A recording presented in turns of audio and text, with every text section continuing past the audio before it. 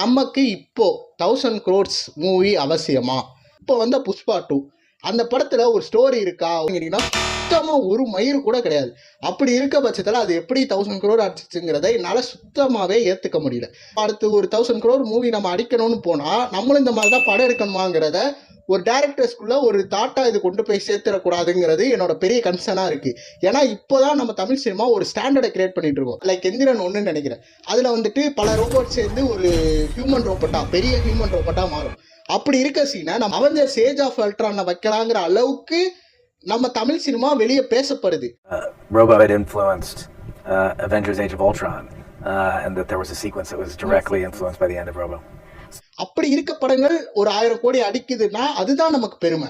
அதை விட்டுட்டு புஷ்பா 2 மாதிரியான ஒரு படம் தமிழ் சினிமால இருந்து ஒரு வந்து அது 1000 கோடி அடிக்குதுன்னா அப்படி ஒரு தமிழ் சினிமா 1000 crore அடிக்க வேண்டிய அவசியமே கிடையாது என்ன கேட்டா. ஒரு